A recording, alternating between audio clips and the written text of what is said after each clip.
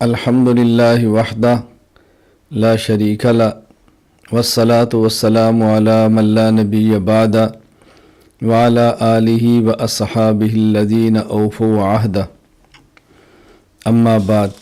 احادیث صحیح بخاری میں سے ایک اعتراض جو بڑا معروف ہے وہ بھی ذرا سماعت فرمائیں۔ صحیح بخاری کتاب الانبیاء باب خلق آدم صلوات اللہ علیہ وذریتہ وابی قال حدثنا بشر بن محمد قال اخبرنا عبداللہ قال اخبرنا معمر عن حمام عن نبی ہریرہ رضی اللہ تعالی عنہ وعنہم عن النبی صلی اللہ علیہ وسلم نحو یعنی لولا بنو اسرائیل لم ينزخ اللحم ولولا حواء لم تخن انثى زوجها۔ رسول اکرم صلی اللہ علیہ وسلم نے فرمایا کہ اگر بنی اسرائیل نہ ہوتے تو گوشت نہ سڑتا، اور اگر حضرت حوا علیہ السلام نہ ہوتی تو کوئی عورت خیانت نہ کرتی اپنے شوہر کی۔ اس حدیث مبارک پر جو بنیادی اعتراض کیا جاتا ہے وہ یہ کہ حضرت امام بخاری رحمہ اللہ تعالی نے حضرت حوا کا نام لیا، جبکہ قرآن کریم میں کہیں بھی حضرت حوا کا نام مذکور نہیں ہے۔ دوسرا اعتراض، حضرت امام بخاری رحمہ اللہ نے حضرت حوا کا نام لے کر ان کی توہین کی ہے۔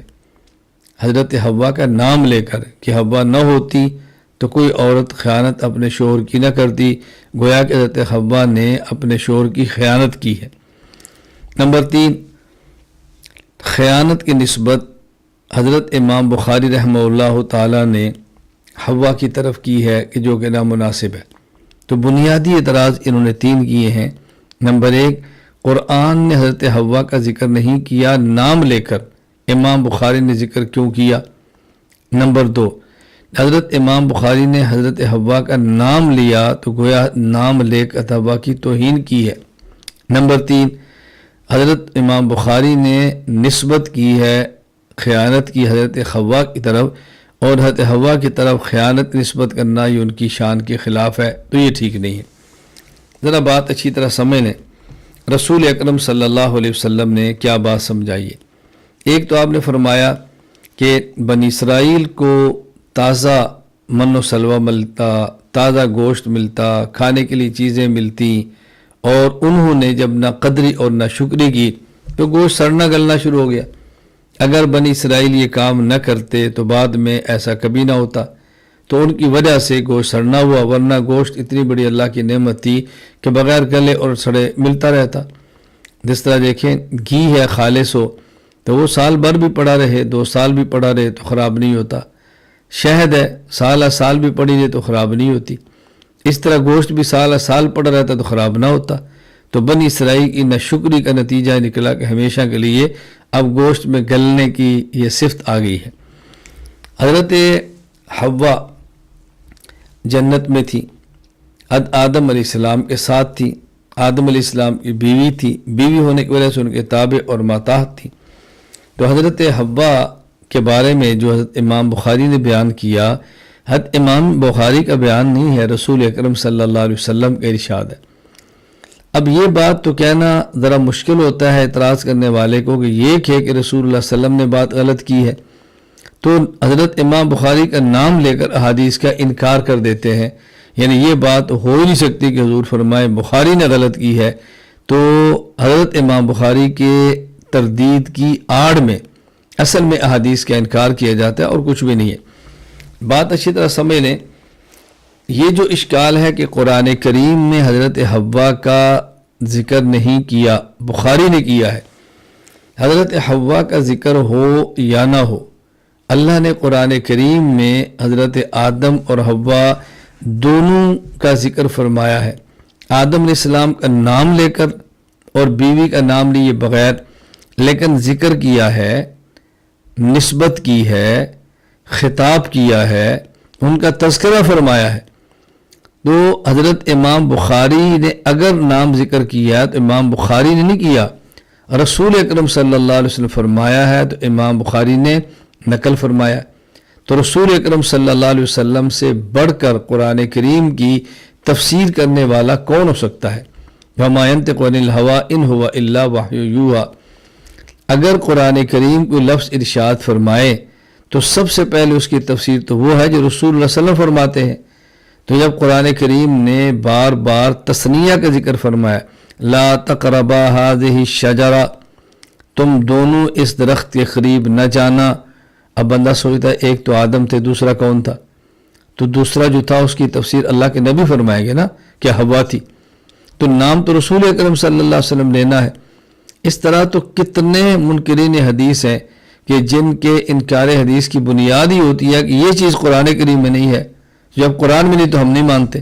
یہی بات ہم منکرین حدیث کو سمجھاتے ہیں، بھئی قرآن کریم کی شرح اور تفسیر تو رسول اللہ صلی اللہ علیہ وسلم فرمائیں گے نا۔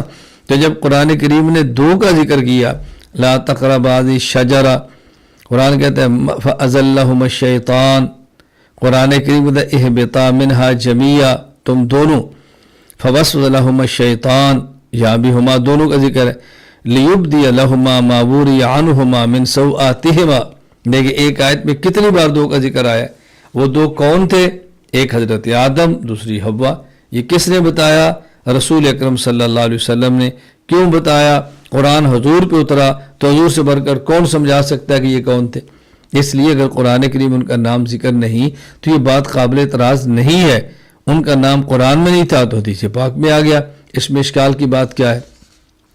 رسول اکرم صلی اللہ علیہ وسلم کی ازواج مطہرات کا نام قرآن میں نہیں ہے، حضور اکرم صلی اللہ علیہ وسلم کی حدیث کے اندر ہے، لیکن قرآن کریم نے یہ تو فرمایا نا، یا ایھا النبی قل لازواجک، قل لازواجک، تم اپنی بیویوں سے فرماؤ۔ بیویاں کون سی ہیں؟ اس کا تذکرہ حدیث کے اندر موجود ہے۔ اسی طرح قرآن کریم نے حضرت آدم علیہ السلام کو جو حکم دیا، تم اور تمہاری بیوی دونوں یہاں پہ ٹھہرے جنت میں، تم اور تمہاری بیوی، جب قرآن زوج کہہ رہا ہے تو بیوی کون ہے؟ حضور رسول اکرم صلی اللہ علیہ وسلم کی حدیث کے اندر آ گیا کہ وہ حوا ہے۔ دوسری بات کہ حضرت امام بخاری نے حوا کا نام لے کر توہین کی ہے، یہ نہ سمجھنے کی وجہ سے بات کہی جا رہی ہے۔ اگر قرآن کریم میں آدم علیہ السلام کا ذکر ہے اور قرآن کہتا ہے کہ آدم علیہ السلام بھول گئے تھے، آدم علیہ السلام کا ذکر کر کے اس بات کو بیان کرنا حضرت آدم کی توہین نہیں ہے، تو حوا کا نام لے کر ذکر کر دیا تو یہ توہین کیسی ہوگی؟ یہ کوئی بات قابل اعتراض نہیں۔ تیسری بات کیا کہ جی حضرت امام بخاری نے حضرت حوا کی طرف خیانت کی نسبت کی ہے، جو کہ بہت بڑا جرم کیا ہے، حوا اور خیانت، اور پھر خیانت بھی اپنے نبی، اپنے شوہر حضرت آدم کے جو نبی تھے۔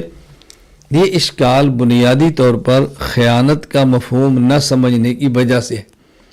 شاید یہ خیانت کا معنی یہ سمجھ رہے ہیں کہ جس طرح ہمارے یہاں کہا جاتا ہے کہ بیوی نے شوہر کی خیانت کی ہے الیاذ باللہ، یعنی اس بیوی نے کسی غیر سے تعلقات قائم کر لی ہے۔ یہاں خیانت کا معنی یہ ہرگز نہیں ہے۔ یہاں خیانت کا معنی کیا ہے؟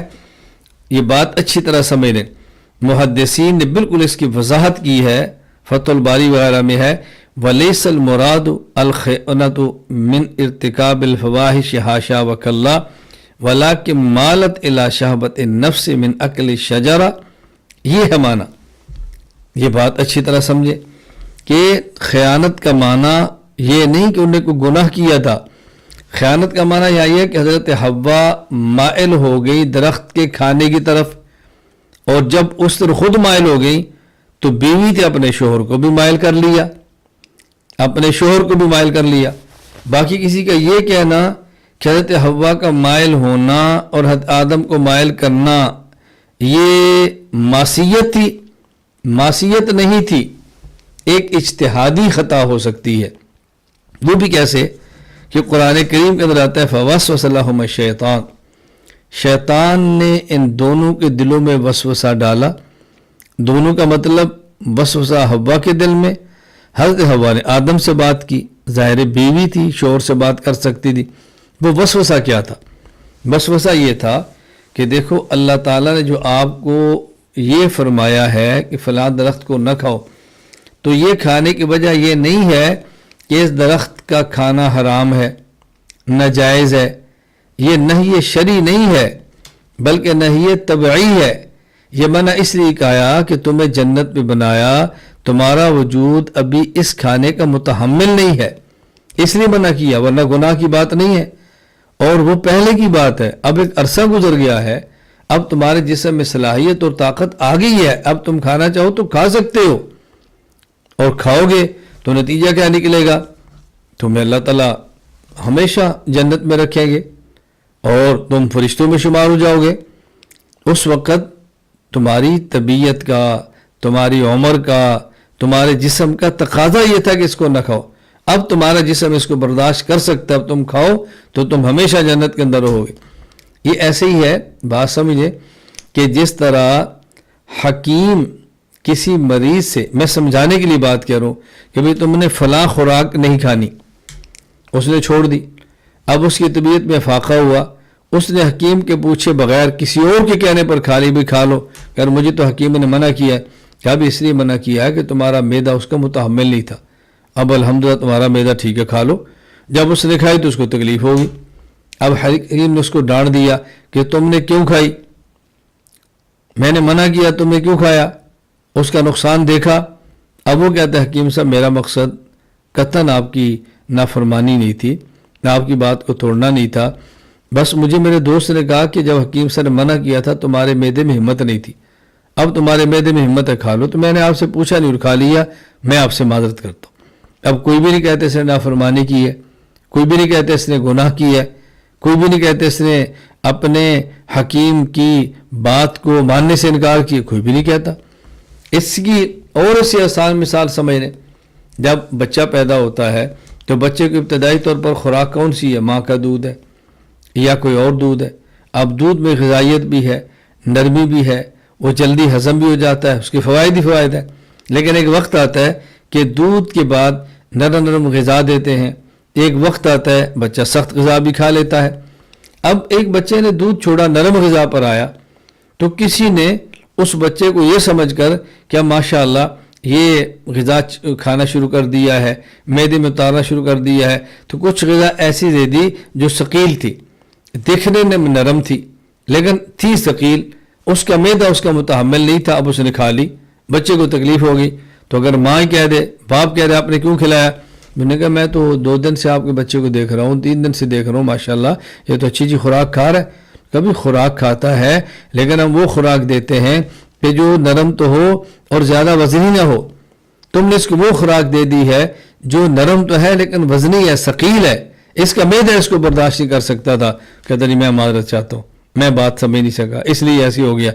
تو حضرت آدم اور حوا علیہ السلام کے دل میں اس طرح کا وسوسہ ڈالا کہ یہ اللہ نے آپ کو جو منع کیا تھا، اس لیے نہیں کہ اس کا کھانا حرام ہے، یہ تو اس لیے منع کیا تھا کہ تمہاری ابتدائی عمر تھی، تمہارے معدے میں تحمل نہیں تھا تو روک دیا، اب نہ کھانا، اب معدے کے اندر تحمل آ گیا، تم کھاؤ ہمیشہ جنت میں رہو گے، تم کھاؤ فرشتوں کی طرح تم بن جاؤ گے اور ہر وقت عبادت کے اندر لگے رہو گے۔ اب ظاہر ہے یہ بات ایسی تھی کہ آدم علیہ السلام نے اللہ تعالیٰ سے نہ پوچھا اور کھا لیا۔ اب ظاہر ہے وہ بھی سمجھے کہ ایک عارضی وقت کی نہیں تھی، وہ وقت ختم ہو گیا، اب اس کی شاید نہیں کا وقت نہیں رہا ہوگا۔ ایک اس کا مطلب اور مفہوم یہ بھی ہے، تو حضرت رسول اکرم صلی اللہ علیہ وسلم فرماتے ہیں وَلَوْلَا حَوَّا لَمْ تَخُنْ أُنْثَىٰ زَوْجَهَا، سب سے پہلے کام حضرت حوا نے یہ کیا۔ اب اگر حوا نہ ہوتی تو حوا کے بعد اولاد ہی نہ ہوتی، جب اولاد نہ ہوتی تو کوئی یہ کام بعد میں عورت نہ کرتی، تو پہلے کام حضرت حوا نے کیا، اس کے بعد اور خواتین نے بھی شروع کیا۔ لیکن یہاں خیانت کا معنی یہ نہیں ہے کہ جو اعتراض میں کیا گیا کہ الیاذ باللہ خیانت کا معنی کوئی گناہ ہے، کوئی فحاشی ہے، کوئی بے حیائی ہے، اس لیے کہ حدیث کا وہ معنی کریں جو قرآن کریم کے مطابق ہو، وہ نہ کریں جو قرآن کریم کے خلاف ہو۔